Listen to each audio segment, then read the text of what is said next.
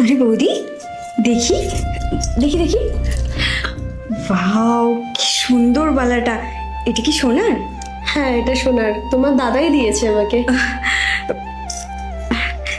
দাদা দেখ তো, এটা আমার হাতে বেশি ভালো লাগছে না? ভালো লাগছে। কার বোন দেখতে হবে না? তাহলে এটা এবার থেকে আমার, ঠিক আছে? ঠিক আছে, তুই ওটা রাখ, আমি প্রীতিকে পরে কিনে দেবো। বৌদি, এবার তো দাদাও বলে দিয়েছে যে এটা আমার, তাহলে দেখি আরেকটাও নিয়ে নি। দাও, দেখো কি সুন্দর লাগছে, তাই না?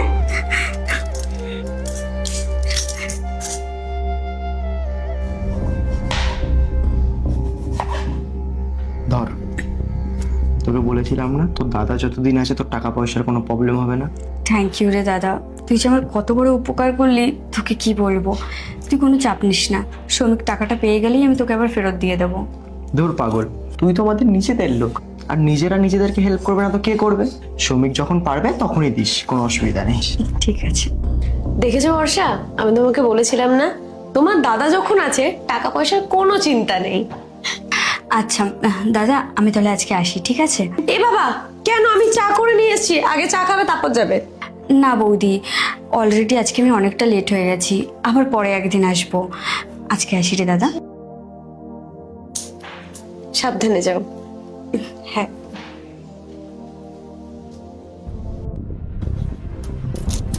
খারাপ সময় যে কখন আসে কিছুই বোঝা যায় না। এই দেখো না, তোমার দাদা আজ থেকে 2 মাস আগে পুরো ফিট ছিল, আর এই অ্যাক্সিডেন্ট হওয়ার পরে ওকে আর দেখাই যাচ্ছে না। কি অবস্থা হয়েছে! আর আমাদের যা সেভিংস ছিল, যা টাকা পয়সা ছিল, সব ওর ট্রিটমেন্টের পিছনেই খরচা হয়ে গেছে। ডাক্তার বলেছে ইমিডিয়েটলি অপারেশন করতে, আর অপারেশনের জন্য মিনিমাম 10 লাখ টাকা লাগবে। আমি তো তাও টুকটাক করে করে 3 লাখ টাকা মতন জোগাড় করেছি। 7 লাখ টাকা লাগবে। বর্ষা, বিপদে তো নিজের লোকেরাই পাশে দাঁড়ায়। তুমি 7 লাখ টাকা একটু জোগাড় করে দিতে পারবে? দেখতেই তো পাচ্ছ তোমার দাদার অবস্থা। পরে ও সুস্থ হওয়া মাত্রই আমি তোমাকে দিয়ে দেবো টাকাটা। কি বললে বৌদি? তোমার কি মাথা খারাপ হয়ে গেছে? তুমি বুঝতে পারছো কতগুলো টাকা? এতগুলো টাকা আমি এই মুহূর্তে পাবো কোথায়?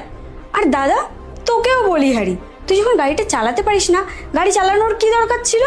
কোনো উবের বা ক্যাব বুক করে বাড়ি চলে আসতে পারতি, তা নয় গাড়ি চালাতে গেলি, আর এই অবস্থা হয়ে গেল।